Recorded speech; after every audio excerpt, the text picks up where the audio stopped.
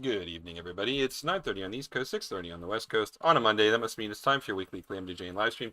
James, how are you doing on this brisk winter evening in Atlanta, at least? It's I'm doing well. Here in LA, it's a typical semi-balmy evening in Los Angeles. Comfortable, whatever. The one thing about the West Coast here, at least in Los Angeles, is it's pretty boring for weather. For weathermen, I always wonder. Like, I always feel kind of bad for them because, like, what are they going to talk about today? It's sunny, Yeah. Right, and exactly. They kind of like they're just ready to go. Anytime any sort of yeah. sunny day happens, all right, I'm ready to report it. It's Yeah, sunny. yeah, yeah. So it's actually kind of fun to watch the drama unfold when there's a rainstorm, Yeah, yeah. which, like, being raised in Utah, rainstorms are like, there's serious rainstorms at times, but in LA, a drizzle is is a rainstorm for a Yeah. lot of people, and chaos ensues on the 405 or whatever. People don't know how to drive in rain-slicked roads and etc. But yeah, that's a whole other discussion for when we do get rain, which I don't know, maybe a couple years from now, who knows, when we'll Right. also It's be on been a stream pretty talking about it. pretty dry in LA recently. Yeah, I mean, we had some rain a month ago or something like that, it feels like, Mm-hmm. roughly. So my truck finally got washed outside. Yeah, but otherwise okay in general. So, Good, good, good, good. yeah. Well, what are we working on tonight? All right, we'll roll into it. So I will share my screen. Share. As we left off last week, we were talking about Calamity landing on the Warhog and then leaving frame and going into this. Speaking of chaos from before, this Mm-hmm. scene where the Warhog wrecks a whole bunch of stuff and we cut to the next shot. So I'm really working on this shot tonight Okay. with the Warhog running through a lot of the frame, and then finally dropping Calamity Jing off right here, as you can see, and a slight pan with the shot. But Mm-hmm. Mm-hmm. it's sort of a complicated shot, but it's not as bad as other shots. And the reason why is because as we've been working on the cartoon, I built up a lot of assets, right? Mm-hmm. From Mm-hmm. the running sequence. So I might be able to borrow a little bit of this. There's the run sequence of the Warhog here, and also 3/4, and I can flip this the other direction, and there we go Oh again. yeah, perfect. So so we already have a lot of the work kind of wrapped up for us if I Mm-hmm. want to cheat a little bit. Um, and I think the shot is so fast. Well, I mean, relatively fast. My original idea was to do like a Bronco Buster kind of thing, like where you're watching the rodeo with a horse doing the buckle bronking, the bucking Bronco thing. Yeah. I don't know. I just feel like there may. And what I'm going to do is I'll probably block it out with existing assets, and maybe I'll revisit it and try to turn the Warhog into a bucking Bronco type of a thing to kind of get Calamity Jane off. But the flow of this shot is pretty. I kind of like the timing and how even it is right now. Mm-hmm. Um, to where I don't know if we really need to show the Warhog doing a completely different type of animation than what I did in the animatic here, which is pretty much a straight through line of just wrecking stuff. Mm-hmm. There's a lot happening in this shot because we're breaking tables and we're ruining furniture and stuff, and like a column falls down in the background. Like, there's a lot of stuff I'll be looking at for the eye. Anyways, but yeah, those are my initial thoughts. Okay. Okay. Yeah, any thoughts from the writer's room as No, I'm I love it. talking here? I think it's a great shot. I've always really liked this angle and the destruction that leaves in the wake. And personally, I'm just glad that I'm not the one who animates any of this. Well, your writing inspired this shot, so it was a pleasure to do animatic form. But animation wise, officially, I'm gonna be pulling my hair out and swearing under my breath a little bit. Not at you, but at the whole Yeah, process of animation. I But it's worth it. I feel like the inspiration point in the script was the Warhog rampages around the bar. That was enough. That was enough. That was enough for me. So I'll be kind of placing pieces here and there. As you can see, even here, I have a really super rough place without even the hooves or anything. Like, I think Hmm. you mentioned this last week. Your concern, which is a fair concern, but again, I knew in our back pocket we have hooves. We're good. We're in good All right, shape all there. right. So yeah. Um, so that will be happening in the background while we discuss other Nosferatu, stuff. I would assume. Yeah. So Yes. let's pick up from last week. You gave me a glowing review of Mm-hmm. Nosferatu. Mm-hmm. Edgar's brilliant director. Enough to where I actually talked to Mita and my wife Mita going with me to go see a scary movie of sorts. Uh, but this is one of those. This is going to be one of those sketch streams where you and I don't completely agree on this one. Okay. Yeah. But okay. So first, the good. The good is that the visuals of that movie, some of the shots that Eggers kind of sets up and sets up for the viewer are incredible. They're beautiful. I like the color palette a lot. Normally, I don't like monotone kind of limited color palettes, but I thought he did a great job. And maybe that's even a throwback to the OG Nosferatu because I actually was inspired to watch the OG Nosferatu after watching Eggers' version, just to Hmm. kind of refresh my memory. But yeah, I did have some issues here and there. You and I have talked about this pre-stream or off stream a little bit, so it was kind of fun to kind of hear, kind of go back and forth a little bit on it. But uh, there's some minor nitpicks here and there. All this is considered minor, but all kind of added up towards the end where it sort of like made me look at the movie as not a top tier, like, oh my gosh, what an incredible movie. But it's a fine movie. It's okay. Hmm. Hmm. But will I want to watch it again? No. But let's start with we'll kind of go back and forth here. Let's start with the very beginning. It sets it up. Germany, I think 19 Dickety 2, 1922, whatever it is. And so then the first thing you see is you hear British accents, and that just like it took like for a second I was like, really? Do we need British accents? Do we really need that? And like, but I kind of forgave that as the movie kept kind of went on. Um, but that was the first little nitpick that I noticed. Okay.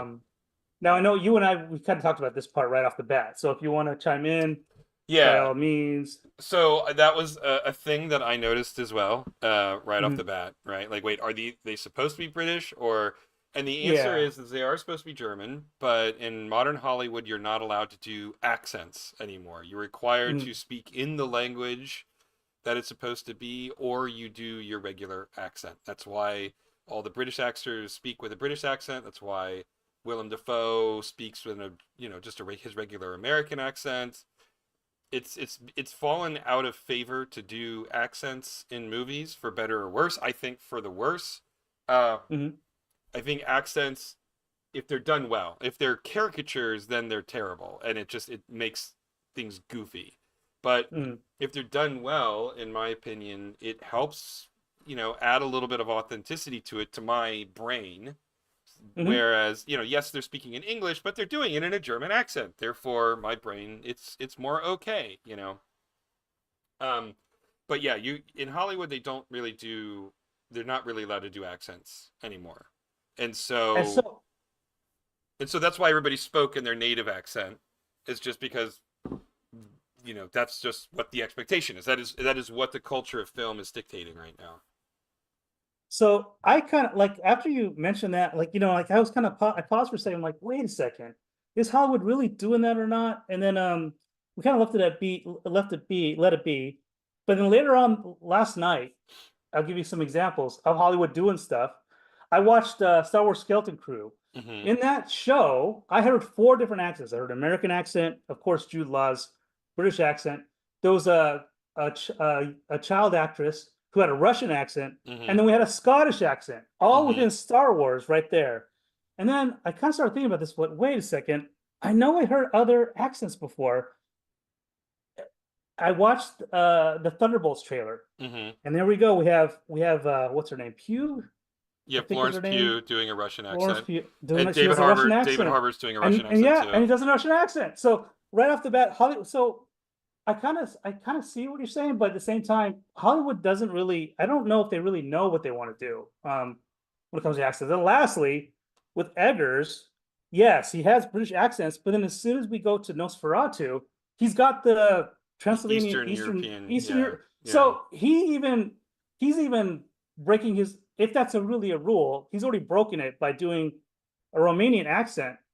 And then lastly, on accents, he has an uphill battle because all the Transylvanian accents I've heard so far from childhood, like the Count from Sesame Street, 1, 2, 3, like you hear this comedic kind of version of it, And then even Bugs Bunny when Bugs Bunny goes and visits Count Dracula, and Count Dracula's in Transylvania, and he has that funny accent, abracadabra, I am a bat, or and all that kind of stuff.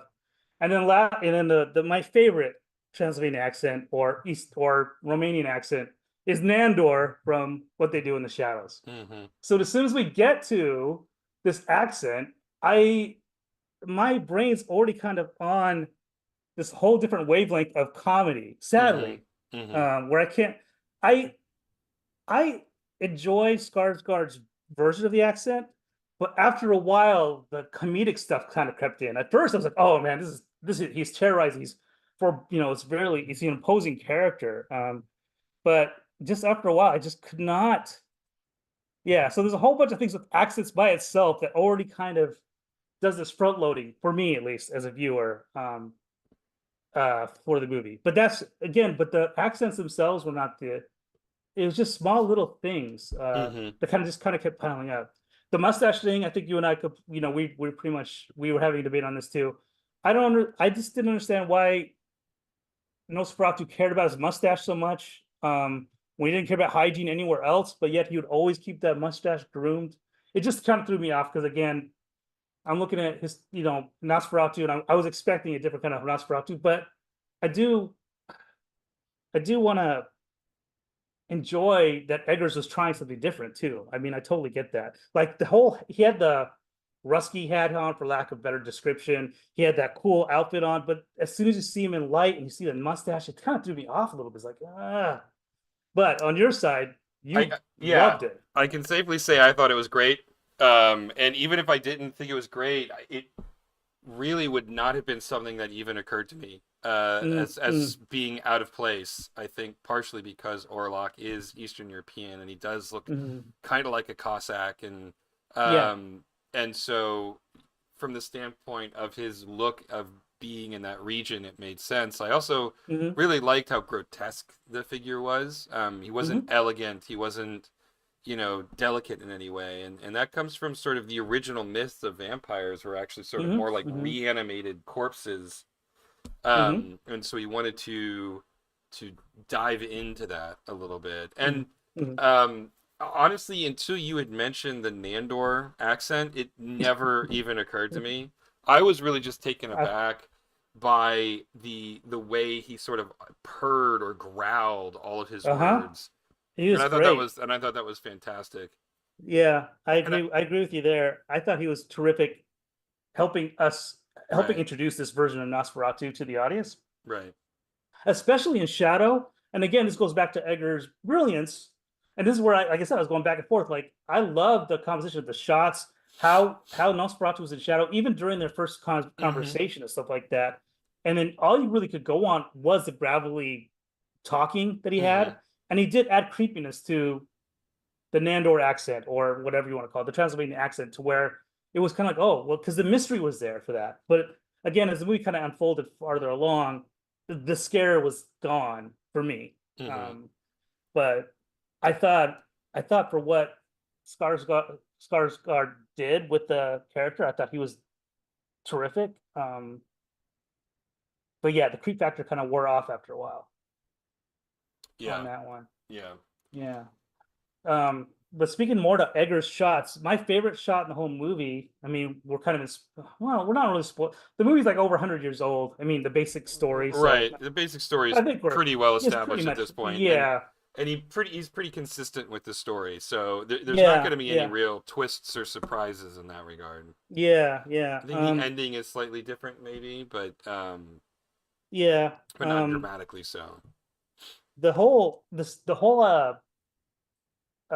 setup with the carriage and how Nicholas Holt's character was it Hutter? Yeah, Hutter is watching it kind of come towards camera, beautifully shot and creepy. And it was extremely well done. I just and this is armchair quarterbacking a little bit for me. Mm-hmm. I like the fact that Eggers took liberties, but I feel like he took them in the wrong spots. I feel like he Mm-hmm. picked his wrong spots. Okay.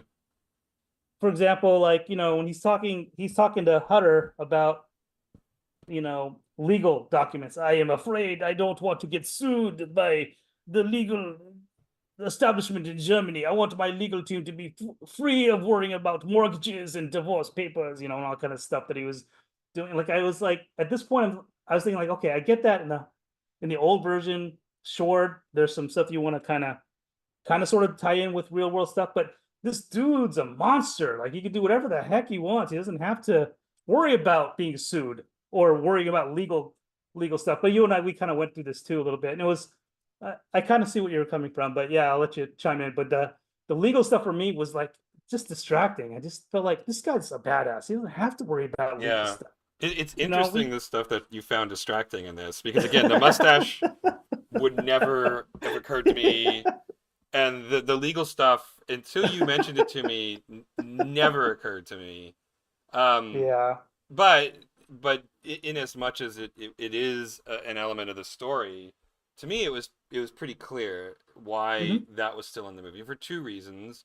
One, Nick Holt's character is the reason why he's lost his Yeah. connection to, Lily Rose Depp's character.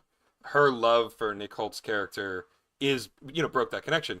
And so he needed to get Nick to come to him Hmm. more easily than he could get to her. And by killing Nick Holt, then he could reestablish that connection. And Holt's character, Hutter, is in real estate. So, what better way to justify him going to Transylvania than by, doing some sort of a real estate deal, right? So, Hmm. in that regard, like anything that was said beyond that point was stalling for time or misdirection, et Hmm. cetera, et Hmm. cetera, et cetera. So, until you had mentioned it, it never occurred to me that this was something that felt like a weird element. He needed to get Hutter to Transylvania, and this was the easiest way to do it, right? Hmm. In terms Hmm. of the logistics of it, this is a creature who can't travel by normal means. Obviously, he can't just get in a horse and ride to Germany from Hmm. Hmm. Transylvania. Hmm. Um, uh, he needs to get there by special means, and so he uses this land agreement as a justification to ship his own coffin to Germany from Transylvania. He uses it as an excuse to maintain appearances so that he is a legitimate owner of property in Germany, right? There's a lot of just like sort of practical existing in the darkness kind of things that make sense for him to at least have the pretense of keeping everything above board, right? I see. Um, so that was thinking about it in Hmm. retrospect, but I can tell Yeah. you, watching the movie, it was You never think about never any a of that thing that stuff. even like it just never even occurred to me. I was so caught up in I know, and like the that's what. cinematography and his voice and how Yep. Eggers handled his teleportation from parts of the room to the other parts of the room. Like what was going on in the dialogue in that moment was so secondary to everything else that I was interested in, that like until you reminded me that there was some sort of land agreement that he was enacting in this scene, I'm like, oh yeah, I guess you're right. Like that's so was so to me inconsequential to what was going on in the movie at that point. But I mean, your point is well taken, and I could see that dialogue talking about a land agreement is not exactly driving the plot forward in any capacity, Hmm. right? Hmm. Um, and so I can see where it would, if that is what you catch while you're watching it, I can see why that would take you out of it. But the It didn't bother you at it all. it didn't bother me because Yeah. the conversation, the legalese and all this sort of all that nonsense was a distraction. That's all it was, right? Yeah. Hmm. Ultimately, to have this, this count, Nick Holt's character Hutter signs his soul away, thinking that it is part of the land agreement, right? Hmm. And so Yeah. the land agreement, even beyond all of that, is also a ruse so that Hutter can be put under the spell, under the contract of Orlok as well, right? Hmm. And Hmm. so, sort of from like every angle, it all made sense narratively and structurally, and so it really just didn't bother me at all because of that.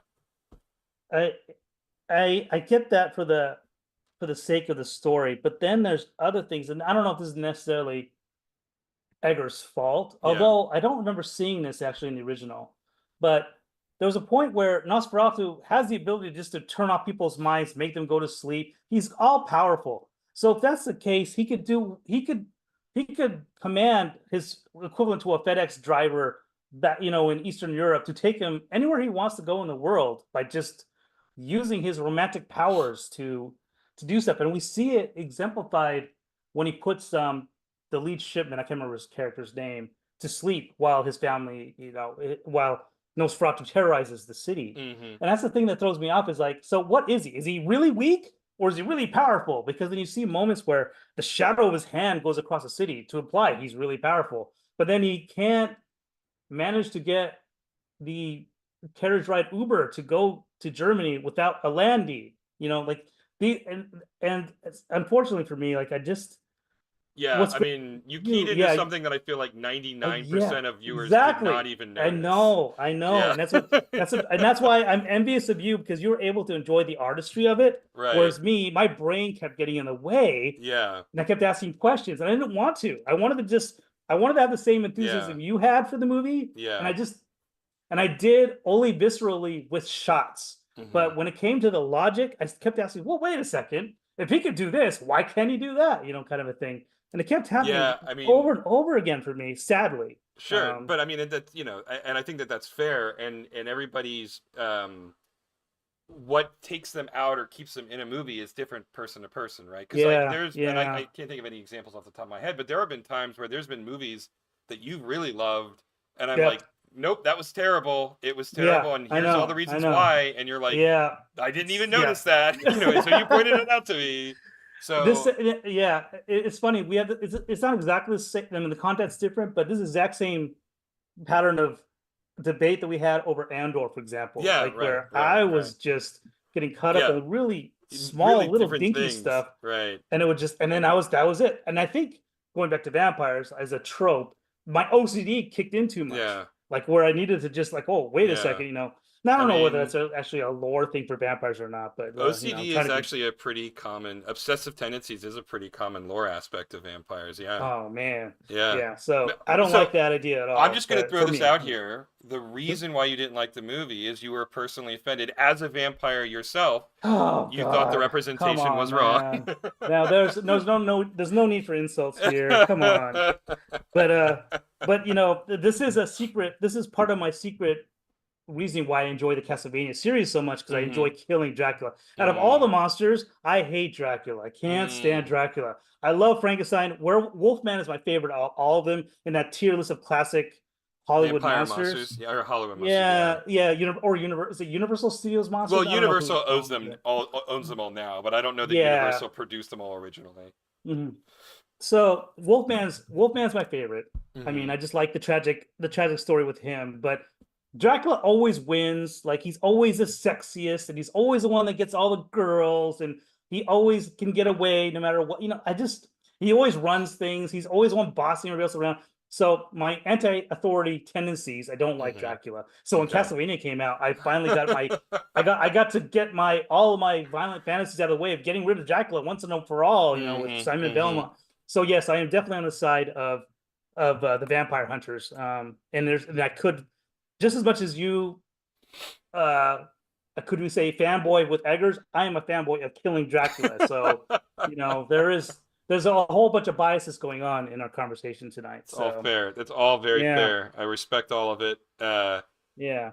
But But but on yep. the flip side of all this, I mean, Edgar, like watching the film inspired me to want to watch the silent film. And I have to Hmm. say, Nosferatu, the 1922 version, I didn't know this, was actually they tried to get rid of all the copies because the judge deemed it as a copyright infringement to Dracula, Bram Stoker's Dracula. I Hmm. didn't know that. So they find one lone copy, and then that's what proliferated on the internet. I'm able to watch it on YouTube now, 100 years later, and Yeah. enjoy it. And I gotta say, it's probably I need a little bit more reflection on this, but it's probably my top five monster movie of all time. Like it's got this weird, creepy vibe to it, and the shots in that movie Iconic, I actually absolutely iconic. iconic. Hmm. Yeah, I mean, as much as Eggers has some beautiful shots and stuff like that, he has the benefit of being modern times. It's not his fault. He's born in this era, but that director, I can't even name the director, sadly. It What? was oh bollocks. Yeah, we have Google somewhere. We could look it up. Yeah, But there was shot after shot of like, oh my gosh, this guy really knew how to compose his shots. yeah. Um, F.W. Murnau. oh wow, he's made arguably my favorite monster movie of all time. Like Hmm. Max Shrek's Nosferatu was. I've heard of. I mean, I remember trying to watch it when I was younger, and I didn't give it the benefit of the doubt, and I kind of fell asleep halfway through. Blasphemy! But now that I've watched it with fresh eyes, especially after watching Eggers' film, I just have a I just have a huge appreciation for Max Shrek, what he did with the Nosferatu character, like just everything about it. The way, even the practical shots of like them, doing stop motion for spells and magic. It's a work of art of a movie. I was really impressed with it. So I kind of thank Eggers for that, for wanting me to kind of do a A to B comparison a little bit to see where he got inspired from. I could totally see Hmm. why. It's a great movie. So I don't know if you've had a chance to revisit it I or haven't I'm revisited it yet, no, but it is on my yeah, list to go back and rewatch the original at this point. Yeah. yeah, it's terrific. Um, so yeah, so that's kind of it's a in a nutshell. I'm sure there's other stuff I was going to bring up with you, and I can't remember exactly off the top of my head. But like I said, I didn't hate it. I just didn't enjoy it as much as I was hoping I would. That's all it Hmm. was. Hmm. It's still a great movie. I am very curious now because you are a fan of Eggers based off of Lighthouse and is it the Northman? The What was the other Northman one? and the Witch. Yeah. The Witch. Okay. So I will check those out, especially if he composes shots like he did in Nosferatu. I'll definitely there to see what he does with these other movies. I'm assuming that he's got the same eye for all that stuff too. Yeah. Yeah. A very clear eye, a very clear perspective, Hmm. when he's making his movies. Um, and yes, I highly recommend all three of them. I think of his four movies, for me, The Northman was the his least compelling, but I still enjoyed it. Okay. I think my favorite of his first three films was without a doubt The Lighthouse with Willem Dafoe and Robert Hmm. Pattinson. The Witch is great, but it is a challenging movie to watch because it is all of the dialogue is in English of that era of the 1600s, and it's Oh, okay. very different than the language that we're speaking now. And so I had to watch it two or three times to really get all of the Okay. nuances of all of the dialogue. Okay. But it is quite good. All of his movies are very visually stunning, Hmm. no matter what you do, and no matter what he does. So they're all worth watching just from a just in terms of his eye for the screen is very strong. Hmm. Yeah. That's the impression I got from just watching this film. You could definitely tell he's a talented director. Hmm. No doubt Hmm. about it. Um, it's just one of those things, and maybe sometimes it's worth it not to, if you got, and again, this is being subjective, but if you got a near perfect movie with Nosferatu originally, why bother going to try and reinvent it again? Just leave it alone and do your own thing with the character, maybe. And he did, but then he didn't because then he's trying to be Nosferatu for now, modernize it. It's like almost like I wish he would have. I just wish he had more leeway, or he took more leeway or liberties with Nosferatu character and did something like where he made it really his own and not trying to be a ode to. Hmm. Um, but that's just me as a you know some dude sitting in the theater watching it. Yeah, I mean, there's definitely the potential that it was a bit of a vanity project. Yeah. He has been successful in his films, Hmm. and that's gotten him uh, Okay. a little bit of clout, and so he took the opportunity to take the money and uh, do something for him. It's definitely possible. Um, I think, at least with the case of Nosferatu, it's such an esoteric movie that most of modern movie going audiences don't know what the movie is, and if they've heard That's of true. it, they've only seen a few stills or frames, sort of the iconic silhouette, or Yeah. Yeah. the Yeah. vampire rising from his coffin, or just those very, Mm-hmm. very brief moments. And so it's not like it's not like um some remakes where, like, I mean, I think the worst offenders right now are the Disney quote unquote live action remakes of their cartoons, these Uh-huh. iconic animated films that everybody knows for, every frame of, going back and Yeah. making a live action version of a movie that everybody is still very, very intimately familiar with. That to me comes off as a money grab. Now that's my Mm-hmm. opinion. I know plenty of Disney fans who love those movies, and that's great. Um, but for me, it is very much like a why. I mean, like right Mm-hmm. now they're doing a live action version of Moana, right? I mean, Moana Oh, is wow. is like less than a decade old, so Yeah. it's just, to me that just screams money grab. But in the case of Nosferatu, it's such an old movie, it's such an esoteric movie Mm. that I don't really know that it falls into the trap of just, it can't be nostalgia baiting. I mean, this isn't, That's true. That's it's true. so outside of the realm of I think most moviegoers. And that's not to Mm. be insulting. I'm not saying that, oh, they're uncultured or anything, but it is an No, yeah. esoteric German silent film. Yeah, it's Um, true.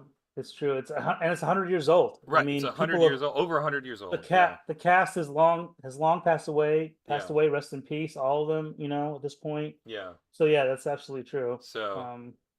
that being said, you can still, I'd say that the same argument could be applied um, to, like, when Peter Jackson remade King Kong, and that movie Mhm. was terrible, but it wasn't Yeah. Yeah. terrible because it was like, oh, how dare you remake King Kong? Yeah. It was Yeah. terrible because it was a terrible, it was a terrible movie, right? Yeah. Yeah. Um, and so, you know, I don't know.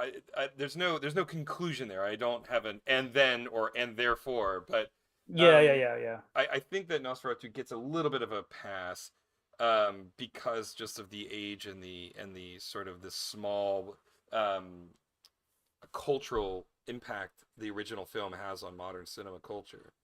Hmm. Um, so yeah, Yeah. I was trying to think here. Speaking of, and well, while we're on the subject of vampires and all that stuff, yeah. I wanted to check in with you and see if you actually finished What They Do in the Shadows. I did Um, finish it. I did finish it. Did and okay. you did, I presume, if Yes. you're asking that Yeah. question. So we're trying to avoid spoilers, but I would assume we are. How long's it been out now? It's been what's the statute of limitations now? I don't know what it is, but Well, the it's been out show for a the little while. show has been out for 6 years. I mean, 6 years, yes. the last episode aired, last week, I think, or the week before Oh, last. okay. So it's All really, right. really recent. All right. So I'll try to be cryptic a little bit, but I thought at least for me, I thought the ending was perfect. I think you and I have had talks about the show before. I just felt like the intention of that show was they never grow because they're vampires and they're pretty much Arrested Development of the great show, but they're Arrested Development. They never grow. They never learn from their mistakes or anything, Hmm. and that's the nature of the show. And the way it wraps up is, yeah, that's exactly how I'd expect it to end. Yep. That's how I felt about it. I don't I know what your take was on that. I agree completely. I thought the season was pretty weak Hmm. throughout. I thought the weird corporate um, side quest thing that Guillermo goes on was just like, it kind of came out of nowhere and it went nowhere. Hmm. Um, and it was, to me, it just felt like they were running out of ideas. Okay. But the last episode of that season was like, yeah, this is a perfect summary of the show. And if this had come 2 seasons earlier, it would have been amazing. But the Mm. premise of the show, I think, wore itself out, frankly, after one season. But Okay. the strength of the characters were enough that I was still very engaged all the way through the third season. Hmm. And if the series finale had been at the end of season 3, I would have been like, this is a perfect show, nailed it, 10 out of 10, no notes. Hmm. But unfortunately, that wasn't the case. It kept going, and we find out that Guillermo is he's descending from the Van Helsing tribe, and then there's the Mm-hmm. whole bizarre storyline where he half turns into a vampire, and then there's all these just the Colin Robinson dying and being reincarnated as a child, and then the weird creepy CG head, and Laszlo Yeah. becomes a sort of surrogate father. There were Yeah. so many, in my opinion, terrible storylines um, that really marred the first three seasons of what I thought was a really, Mm-hmm. really excellent show. Mm-hmm. Um, and then this season and the end of last season were better. They sort of started bringing it back, but it was to me at least it was pretty clear that there really weren't any more ideas. There wasn't any more ore to be mined from that mine, and Mm-hmm. um, so yeah, so it's a mixed bag for me. The last episode was perfect. I loved it. It was one of the best series finales, and and so many shows have terrible series finales, and this one had a great series finale. Mm-hmm. But again, I just wish that it had happened 3 seasons earlier. Mm-hmm. Yeah, and so for me, I think I had more patience for the show than you did. I remember you wanted to hit the eject button after season three, pretty much. And Yeah, for me, I was fine rolling with it for a little longer, but I do agree with you. I think they were running out of ideas, and it really kind of was long in the tooth. But for me, I was like, I enjoy some of those other side little excursions they did, like when Nandor went to join the cultish workout club. sure. I Some found that yes, stuff, some of those yeah, storylines are great. there's like, Yeah, yeah. So for me, it was worth it to see it kind of, extend a little bit longer, just to see those kind of silly, absurd, right. stupid stuff. But the really good gi, if you will, of the show was the first 2 or 3 Yeah, seasons, for sure. yeah. Yeah, no doubt There. about it. When did Jackie Daytona show up? I bet it was in the first 3 seasons.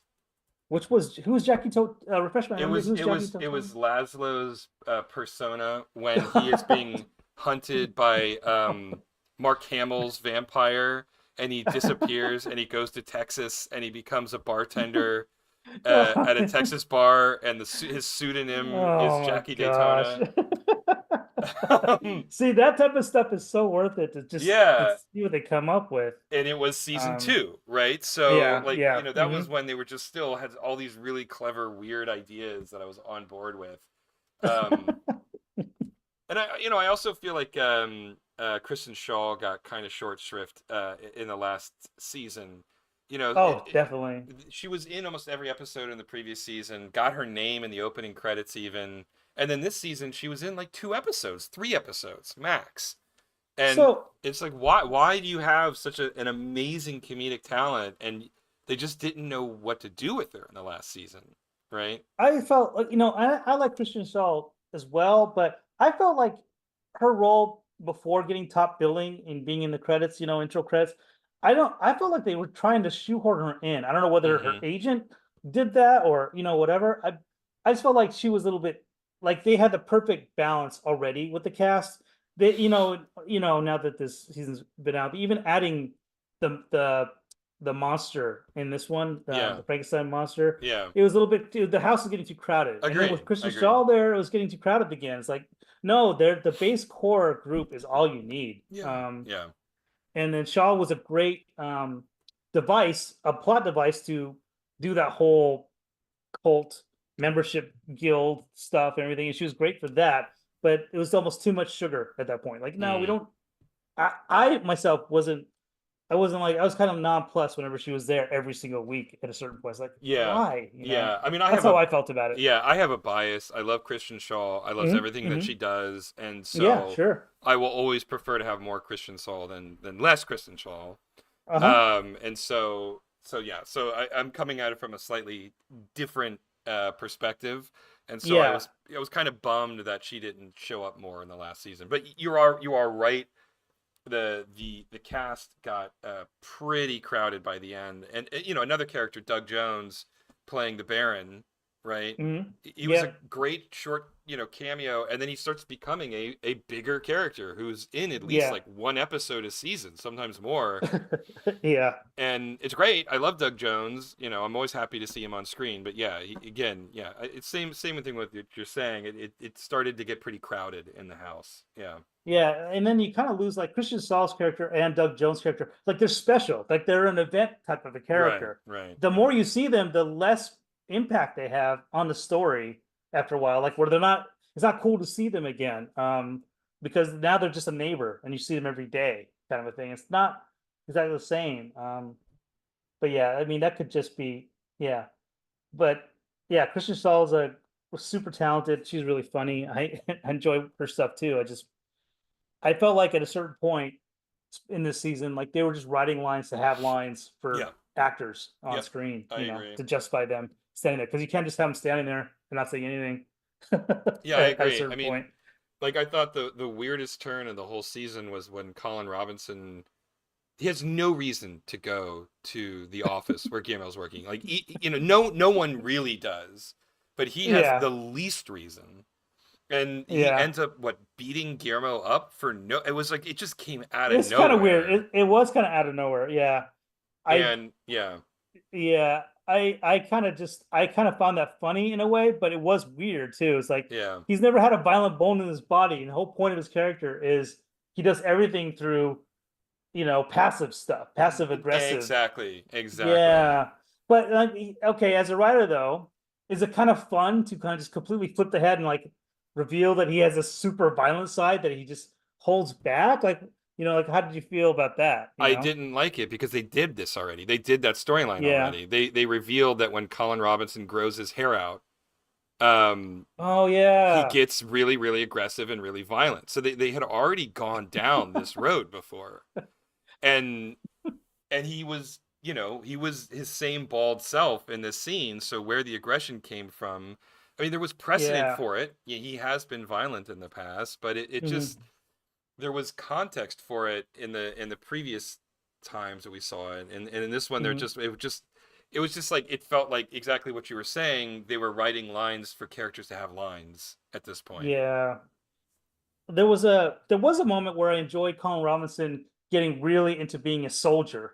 Like for some reason I found that Yeah, really funny, that was right? funny. Yeah, yeah, And I that was think the funny. reason and I think the reason why that worked is you kind of saw a slow burn of him slowly, kind of evolving into super action military guy. Like the fact that he's doing the military crawl better than Nandor and Nadia, that one scene, I was just Yeah. laughing, like, because he's just all he's so adept at being a soldier and he just sits on that. I Yeah. think that was kind of funny. Yeah, Colin Um, Robinson is another character who I feel like they had this great idea, this concept of an energy vampire, and mhm. we all have met people who are so boring you start falling asleep when you're around them. And so the Yeah. idea of an energy vampire was brilliant, but I think that's as far as they got with him. Yeah, they never pushed that, And so it's like, well, what do really. we do with this character now? We have this character who's a great comedy foil, but he's in the opening credits for God's sake. Like he's a core Yeah. character. Yeah, yeah. I feel like they did the most with him in the first season. Really, they did the most character building with him when he met his rival, Right. What's her? potential his girlfriend or Yeah, whatever. yeah. And what was she? Oh God, she was in SNL. Why am I forgetting her name right now? She was great. Her character was hilarious. Yeah. And added to the lore of energy vampires to boot. And how I think she was better at being an energy vampire than he was. I think. Yeah, yeah, yeah. She was Um, she was great. Vanessa Bayer. yeah, Her character name was Evie Russell. Yeah. yeah. But yeah, yeah. It's like another missed opportunity. I mean, we kind of talked about it a little bit. I mean, I'm kind of beating a dead horse sort of like by with that, but yeah, yeah, the Colin Robinson stuff, they never really they did all kinds of side gags for him, but they never Yeah. really pushed his character unreleased potential with that guy. Well, I mean, they did a lot with the character, but it was always so weird. Like Yeah, it's weird. Yeah, it him wasn't. dying and being reincarnated as himself was Yeah, so weird. And then yeah, yeah. but then he would have these brilliant moments, like when he summons Hmm. the the ghost of his grandmother just to do the "What's up, dog" joke. I mean, that was just that whole episode was hilarious. Yeah. You know, um, and I thought that him growing hair and feeding too much. So there were all of the storylines that were around him being boring, or the nature of him as an energy vampire. I thought was pretty good. It was sort of the weird side stuff that I was like, I don't. This is just a little bit too much for me, right? Yeah. It was way more fun like him being an internet troll, like that was great. Like why they could have done more with that, right? And Hmm. when he actually like encounters an actual troll who is also an internet troll, and then the troll is going to kill him, but Colin Robinson sort of filibusters until the sun rises and the troll turns to stone. I mean that that That's was like yeah, that's brilliant. yeah. Like That's that's what you want yeah, Colin Robinson to be. yeah. That was peak Colin Robinson character right there. Mm-hmm. That's exactly what he's meant to do with his life is that type of stuff. Mm-hmm. Mm-hmm. Yeah. So anyway, um, so yeah, just to close the loop on that one. I thought this last season was okay. I thought it was better than a few of the previous seasons. I thought the Hmm. series finale was phenomenal. Again, like you said, perfect way to end the series. I just wish that it had happened at the end of season 3 instead of season 6. Hmm. Yeah. Yeah. I think we're pretty much. I think we've maxed out our vampire talk for tonight. I can't think of anything Yeah, else except for talking about Castlevania Dominus. I wanted to kind of hear where you're at with that game, but I don't know if you played it lately. I have drifted away. I beat all of those games very Okay. very heavily. When they were out originally on the DS. So I like them. Well, I like the first two. I still don't like Order of Ecclesia. I have tried to get into that game multiple times, and I just do not like it. Um, Yeah. but uh, but Dawn of Sorrow and Portrait of Ruin are amongst my favorite of those Metroidvania style Castlevania games. Hmm. But Yeah. yeah, I think go ahead. I was gonna say I haven't had a chance to play a lot of those. I didn't play. I don't think I played Ecclesia. I've been waiting to find the right time to play. Is it called Dominus? Is that what it's The called? Dominus Collection, yeah. The Dominus Collection. Okay. I haven't played. I don't. I played Portrait of Ruin, but I haven't played the other two. I believe. Mm-hmm. But but if we're maybe we could say this from the stream. I mean I'm kind of getting close to wrapping up for tonight, but like as a Metroidvania, I am playing Prince of Persia, and I have to say it's an excellent Metroidvania. Probably the I would I've enjoyed this more than Metroid Dread at this point. Well, Um, that's a low it's bar. I know for you, For I think you and I me, both. I know a lot of people a lot of people love it. Yeah, yeah. put Dread on the pedestal. I am not one of those. I think you and I both agree on this one. We both were kind of with Dread. Um, okay, I'll put it this way: like for Super Metroid, Mm-hmm. it's the most fun I've had since Super Metroid. Okay, all right. So that's to me it's a pretty hard bar because I consider Super Metroid pretty high up there for Yeah. um in the Metroid burst of games. Anyway, it's Okay. really good. I would I would recommend that game if you're looking to scratch your itch for Metroidvania type of game. Okay. I've been kind of on a kick playing Metroidvania games. I played the Zao game, Mm-hmm. and that was good, but not as good as Prince of Persia. Prince of Persia is pretty special so far from what I've what I've seen so far. It's been great. Mm-hmm. Um, yeah. So at this point, let me unless there's something else you want to add, I can kind of wrap up shop No, for let's tonight. let's see. Let's take a look at what you've been working on, and we'll wrap it up here. All right, so I'll play this through. So again, well, I'll close it off. We'll look at the animatic first. So we have this, crashes through, and then goes back up. Now for tonight, we have some finished art, and Mm-hmm. goes through, and then I have to go with the rear shot. But yeah, so we Wow. have a little Yeah, that bit. came through. Yeah, so it's coming together. A little bit of polish here and there. I still got to work on, but yeah, we'll maybe I'll continue this for next week. All right. Sounds This good. shot. Sounds good. Well, we'll wrap it up there for the evening. Why don't you all head on over to calamityjane.rocks? That'll take you to our Patreon site. Please consider becoming a subscriber and helping us make this cartoon a reality. You can also find us on YouTube and Facebook, which presumably you have since you're watching the stream. And also, there's an Instagram page that is just sort of sitting idle and fallow right now. But we'll do something with it eventually, I'm sure, once we have some ideas and are motivated and excited about it. But in the meantime, stay safe out there, everybody, and we'll see you next week. Good night. Good night.